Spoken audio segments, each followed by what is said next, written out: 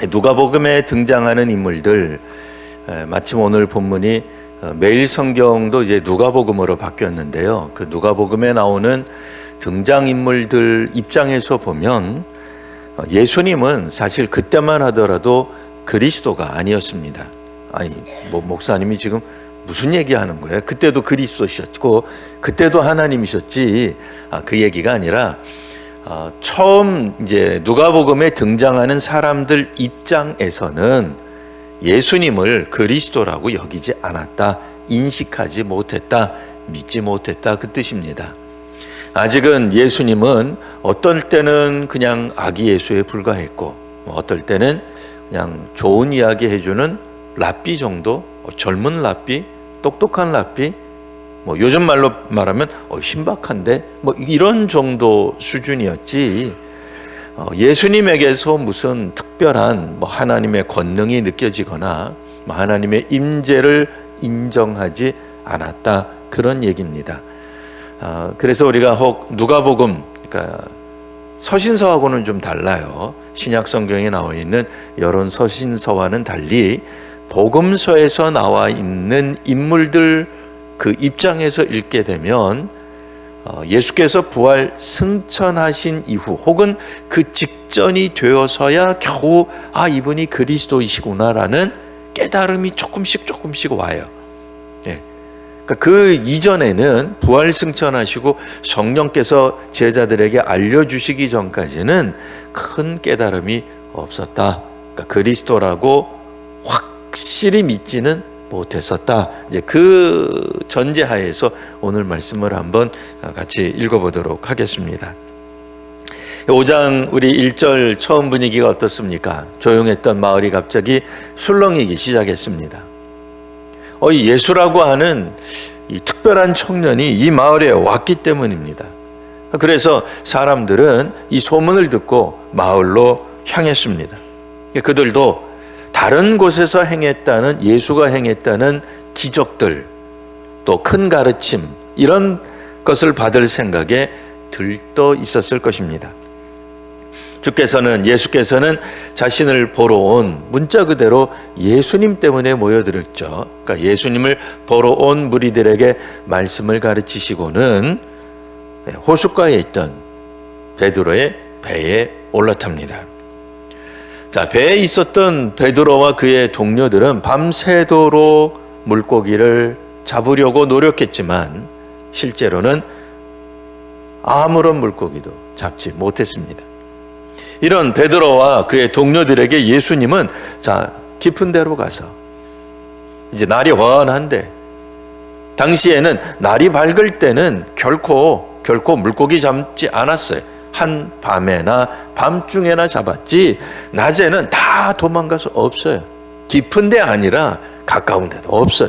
없는데 천상 몫으로 알고 있는 예수라는 젊은 많이 양보해서 랍비, 우리식으로 말하면 젊은 목회자 와서 어부에게 말을 하기를, 어부로 잔뼈가 굵은 수십 년간 어업에 종사한 베드로와 그의 동료들에게 깊은 데로 가서 그물을 던져라, 그 이야기를 한 겁니다.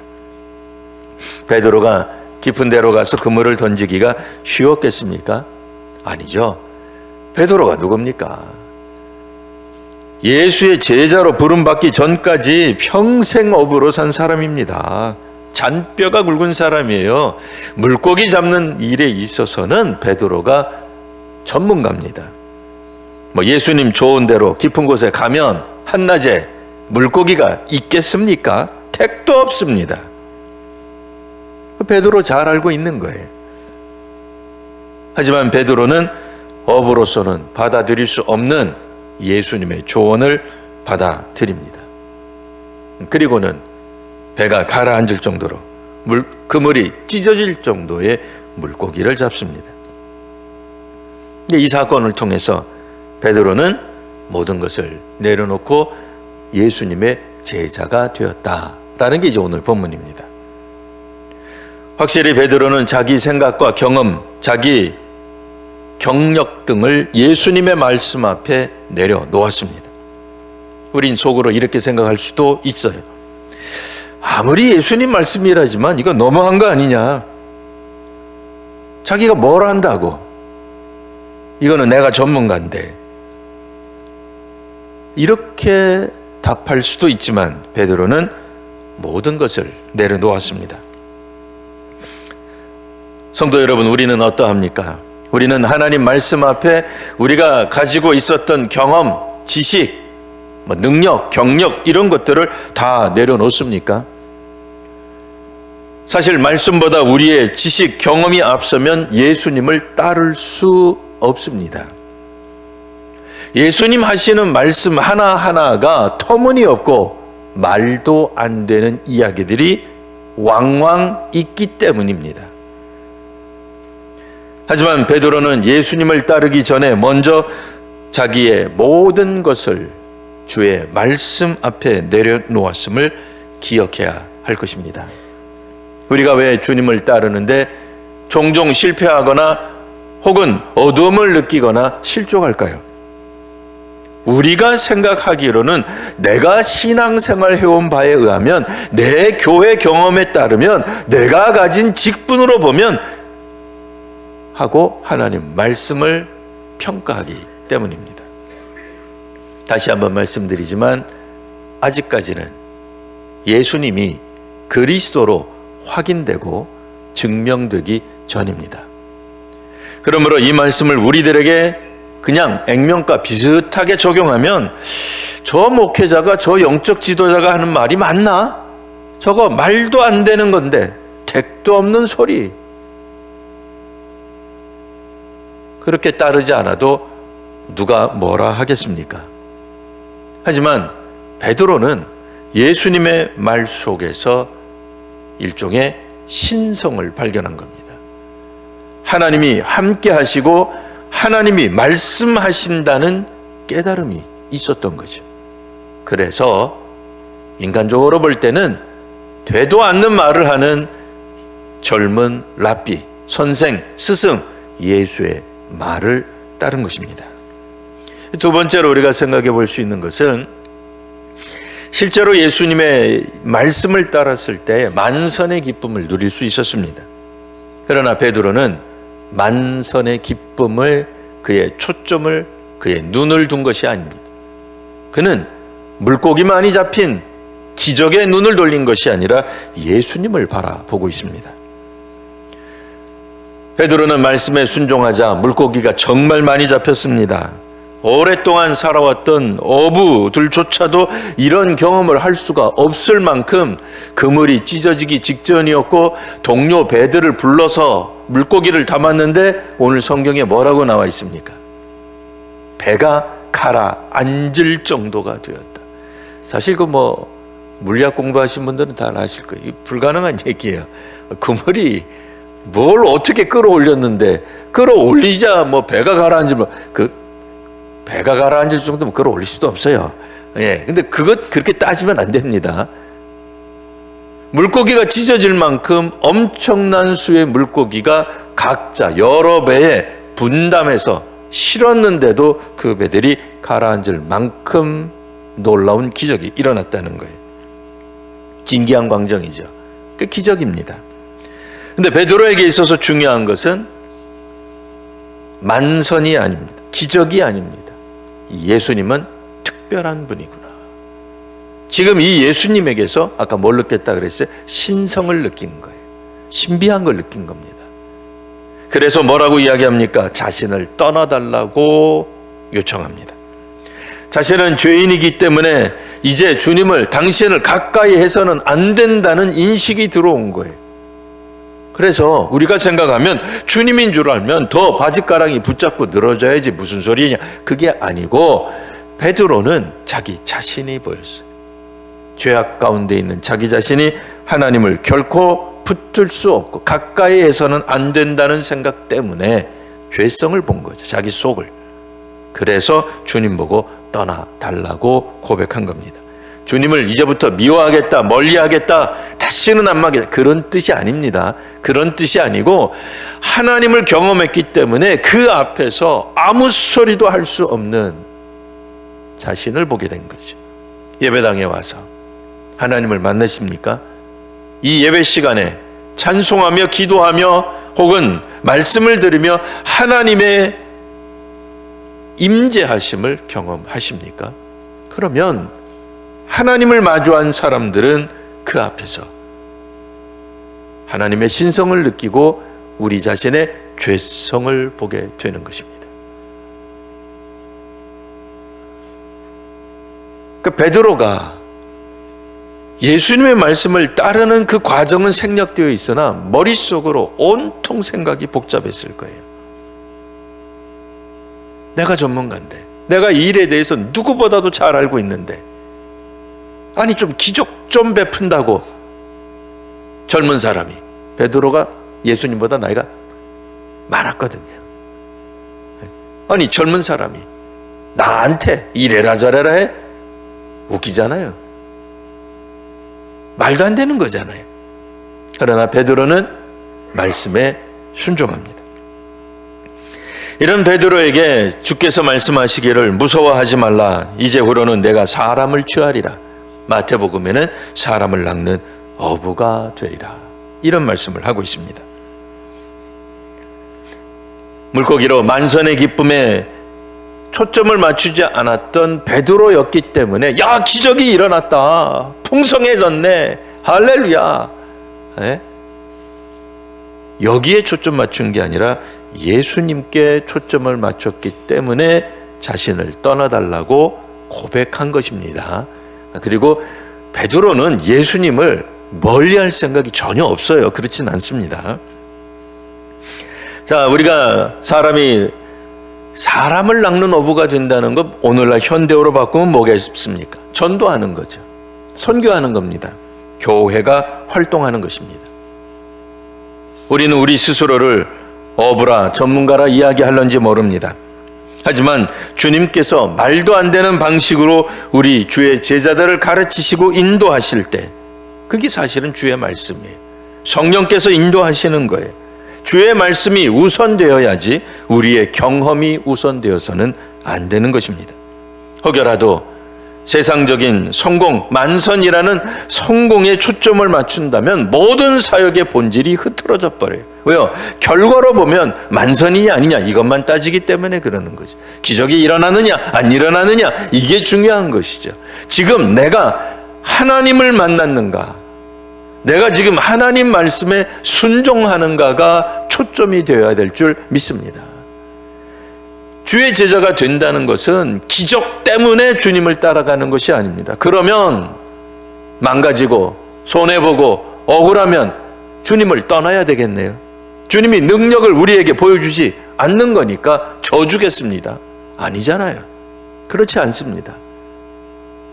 혹여 기적이 나타나지 않는다 할지라도, 순교가 일어난다 할지라도 박해가 일어나고 억울한 일을 사방에서 우겨쌈을 당하여도 우리 자신이, 교회가, 성도가 하나님 말씀에 올바로 서 있다는 인식이 있다면 얼마든지 주의 뒤를 따라갈 수 있습니다. 주님 말씀하시잖아요. 너희들은 자기의 십자가를 지고 나를 따르라. 주님, 나는 십자가 싫습니다. 그저 행복하고 편안하고 만사형통하고 복을 받고 성장하고 부흥하는 것만이 오로지 내가 주님 따르는 유일한 목표입니다. 이렇게 생각한다면 우리는 주님을 온전히 믿고 따르기가 어렵습니다. 우리가 때로는 손해도 보고 박해도 받고 우겨쌈을 당하기도 하고 짓밟히기도 합니다. 그럼에도 우리가 믿음으로 나아갈 수 있는 것은 오늘 우리들의 삶이 실패하고 원망으로 가득 차고 상처투성이어도 괜찮은 것은 하루 종일 정신없이 주의 말씀에 따라 순종하며 살아가다가 생각해보니 벌써 70이 되었네요, 80이 되었네요 라고 한다 할지라도 괜찮은 것은 주의 말씀에 순종했기 때문이에요. 그렇기 때문에 마지막으로 우리가 생각해 볼 수 있는 것은 우리가 이제 믿음으로 예수님을 따라가야 한다는 것입니다. 베드로는 예수님 따라가면서 얼마나 많은 기적을 보았을까요? 그런데 그 수많은 기적 중에 가장 큰 기적이라고 한다면 그것은 예수께서 십자가에서 부활하신 기적입니다. 자고로 예로부터 죽음을 이기는 것, 죽음을 초월하는 것은 신의 영역입니다. 혹여 자신을 신격화한 고대의 제왕들이 있었습니다. 우리식으로 말하면 정치인들이죠. 그들은 자기 자신들을 신격화합니다. 그러나 그들 어떤 사람도 죽음을 경험하지 못한, 죽음을 피한 사람 아무도 없습니다. 근데 우리 주님은 부활하시는 기적을 통해 자신이 하나님의 아들이심을 보여주셨습니다. 저마다 어떤 모양이든지 하나님이 내려주신 그 기적의 주인공이 되기를 바랄 겁니다.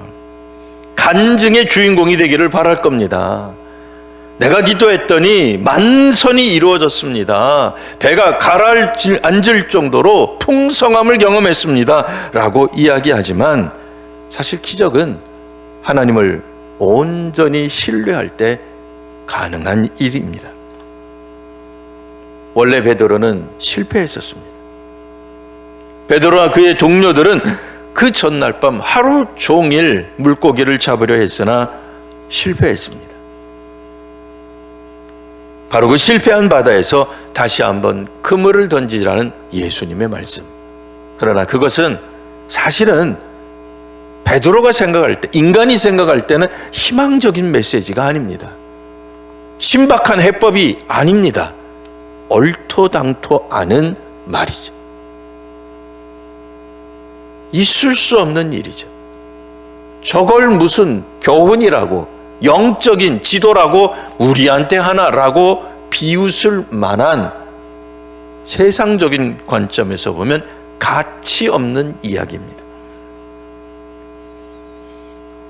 우리는 무조건 우리를 응원하고 격려하고 배려하는 것들에 대해 좋아합니다. 하지만 오늘 예수님은 어떤 측면에서 보면 그와 같은 것들은 하나도 없어요.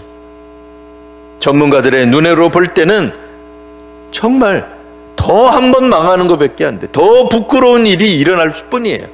저 말씀 따라 했다가 아무것도 안 일어날 때 우리 예수님은 얼마나 부끄러울까? 뭐 이런 생각할 수도 있는 상황이에요. 그러나 베드로는 그렇게 생각하지 않았던 것 같습니다. 비록 그들이 알고 있는 최선을 다해 하루 종일 밤새도록 일을 했지만 실제로 일어난 일은 열매는 없었습니다. 하지만 주께서 한 번 더 해보라고 말씀하실 때, 주의 방식으로 한 번 더 하라고 말씀하실 때, 예수님이 하시는 말씀대로 깊은 곳으로 가서 그물을 던지라고 할 때 던지는 것, 그것이 믿음입니다. 우리의 생각, 우리의 경험으로는 예수님의 말씀을 따라갈 수 없습니다. 매번 신앙생활하는 것이 그게 얼토당토하는 것을 요구한다는 의미는 결코 아닙니다. 하지만 정말